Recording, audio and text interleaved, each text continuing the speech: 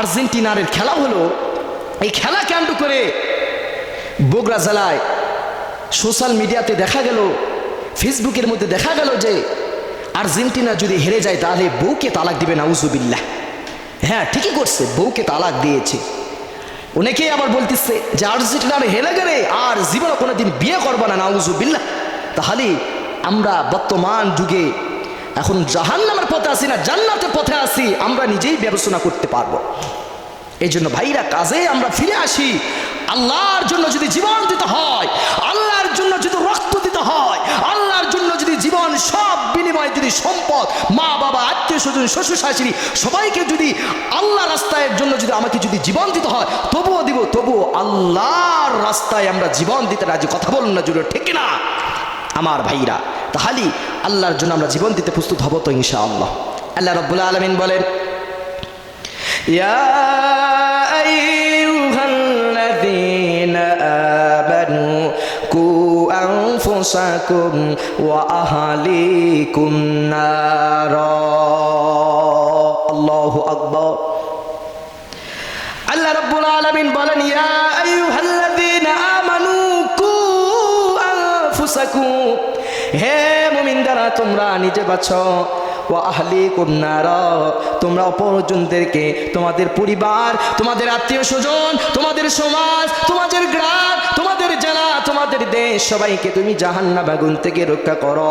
কেউ যদি জাহান্নাম আগুন থেকে কেউ যদি তাগিদ না দেয়, শুধু নিজে নিজে আমল করবে, নিজে নিজে 5 ওয়াক্ত নামাজ পড়বে, নিজে নিজেই কোরআন তেলাওয়াত করবে, নিজে নিজে সব আল্লাহর ইবাদত করবে, এর নাম মুসলমান নয়। মুসলমান ওই ব্যক্তি উদখুলু ফিস-সিলমি কাফা, মুসলমান ওই ব্যক্তি শুধু নিজে মুসলমান হলো, নিজের স্ত্রীকে মুসলমান বানাইলো না, নিজের বউকে মুসলমান বানাইলো না, নিজের সন্তানকে মুসলমান বানাইলো না, নিজের মা বাবাকে মুসলমান বানাইলো না। মুসলমান শুধু নামদারি মুসলমান হলে হবে না, মুসলমান হতে হবে উদখুলু ফিস-সিলমি কাফা। যতক্ষণ পর্যন্ত তোমার পরিবার, যতক্ষণ পর্যন্ত তোমার আত্মীয় স্বজন, যতক্ষণ পর্যন্ত তোমার সমাজ, যতক্ষণ পর্যন্ত তোমার গ্রাম, যতক্ষণ পর্যন্ত তুই ইসলাম কায়েম করবে না, ইমানদারের পথে আসবে না, ততক্ষণ পর্যন্ত মুসলমান হতে পারে না আমার ভাইরা। তাহলে মুসলমান আপনাকে আমাকে খাঁটি মুসলমান হতে হবে। আপনি আমি যদি খাঁটি মুসলমান না হতে পারি, আল্লাহ তাআলা কাঠগড়াই দরবারে যায়, আল্লাহকে কি জবাব আমরা দিব? আল্লাহ পাকের কাছে আমরা কি জবাব দিব? আল্লাহ পাক রব্বুল আলামিনের কাঠগড়ায় আমরা কি জবাব দিব? আল্লাহ কি বলবো? আয় আল্লাহ, আমি জাহান্নামী না জান্নাতি আল্লাহ আমি তো নিজেই জানি না। আল্লাহ দুনিয়াতে শুধু 5 ওয়াক্ত নামাজ পড়েছি, আল্লাহ দুনিয়াতে রোজা রেখেছি, হজ করেছি, আয় আল্লাহ দান করেছি, আল্লাহ সব কিছু আমি করেছি। আয় আল্লাহ, এখন আমি জাহান্নামে না জান্নাতে যাব। আল্লাহ তাআলা বলবে, হে বান্দা, শুধু তোর জন্য আমি জাহান্নাম দিব না জান্নাত দিব। বান্দা শুধু তুই নিজে নিজে ইবাদত করেছি, বান্দা শুধু তুই নিজে আমলগুলো করেছি, বান্দা তোর পরিবারকে, তোর আত্মীয় স্বজনকে, তাদেরকে তুই তাগিদ দিস না, তাদেরকে তুই জাহান্নামের পথে নিয়ে গেছি, তাদেরকে তুই তাগিদ দেই না, তারা জাহান্নামের দিকে যাচ্ছিল। তোমার স্ত্রী বেপরদায় চলাফেরা করে, কিন্তু তুমি 5 ওয়াক্ত নামাজ পড়ো, ওই নামাজ আজ পর্যন্ত কোনোদিন ওই নামাজ কবুল হবে না। কারণ কি? কেমনে নামাজ কবুল হবে? তোমার স্ত্রী তো এখন মুসলমান ঠিক মতো হয় নাই, ইসলাম গ্রহণ করে নাই। তাহলে আমার ভাইয়া, ইসলাম প্রচার করতে হলে নিজের পরিবার, নিজের সমাজকে আগে ঠিক রাখতে হবে, তারপর অন্যদেরকে দাওয়াত দিতে হবে। নিজের পরিবার যদি, আমরা নিজের পরিবারকে যদি সঠিকভাবে যদি না ঠিক করতে পারি, তাহলে আমরা কখনো খাঁটি মুসলমান হতে পারি না, খাঁটি মুসলমান আমরা হতে পারবো না। সম্মানিত উপস্থিতিরা, শুধু নিজে নিজে ইবাদত করলে কেমন হবে দেখেন। আল্লাহ তাআলা জিবরিলকে ডাক দিল, জিবরিল যাও যাও অমুক এলাকায় তুমি এই আসমানটা একটা উল্টাতে পারে।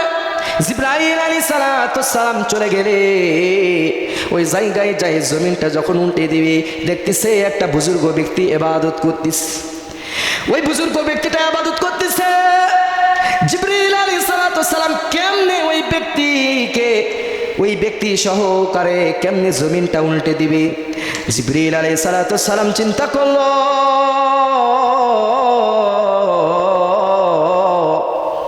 কেমনে আমি জমিনটা উল্টে দিতে পারি। আমি আল্লাহর কাছে যাই, আল্লাহকে ডাক দিয়ে বলো, আল্লাহ ও মালিক,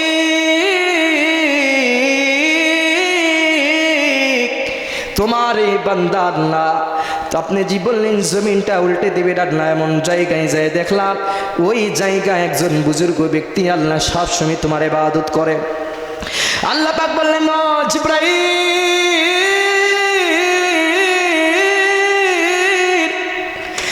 তাকে সহ তুমি জমিনটা উল্টে দাও, তাকে সহ তুমি জমিনটা উল্টে দাও। জিবরাইল আলাইহিস সালাতু সালাম বললেন, আয় আল্লাহ,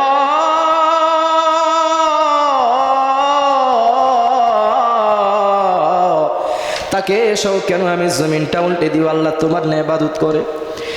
আল্লাহ পাক ডাক দিয়ে বলবে, জিবরাইল,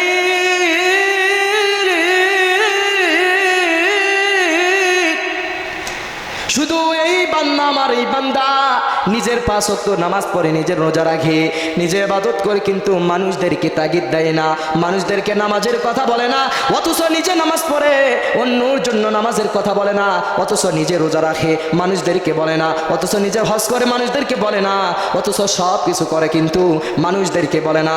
আল্লাহ তাআলা এই জন্য বললেন, হে বান্দারা, তোমরা নিজে আমল করবে এবং অপরদেরকে তোমরা আমল শিখাইবে এবং তাদেরকে তোমরা তাগিদ দিবে। যদি তাগিদ না দিতে পারো, তুমি যতই নিজে নিজে ইবাদত করো না কেন, তবুও তোমার জন্য জাহান্নাম ছাড়ার উপায় থাকবে না।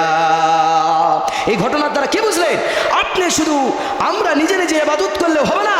বর্তমান যুগে আমরা হুজুররাই আমরা ঠিক নাই। সাধারণ আপনাদেরকে আমরা কি বুঝবো, আপনাদেরকে আমরা কি বলবো? কারণ আমরা নিজেরাই ঠিক নাই। শুধু আমরা নিজেই নামাজ পড়াই, বেতন খাই, এই কাজ আমাদের। মানুষদেরকে আমরা দাওয়াত দিই না, ইসলামের কথা বলি না। কারণ ইসলামের কথা বললে মানুষ আমাদের কি খারাপ বলবে।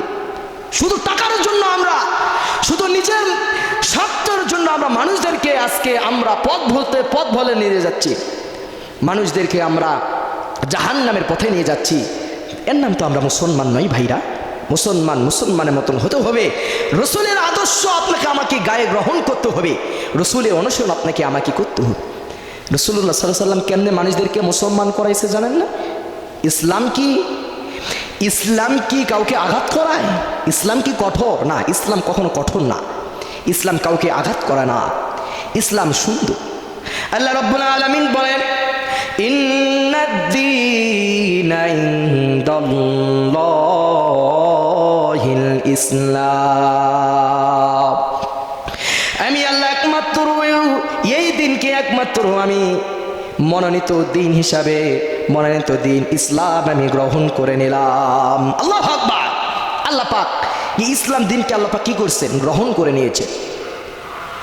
ইন্নাদ-দীনা ইনদাল্লাহিল ইসলাম। আমি আল্লাহ একমাত্র এই ইসলাম দিনকে আমি একমাত্র মনোনীত গ্রহণ করে নিলাম।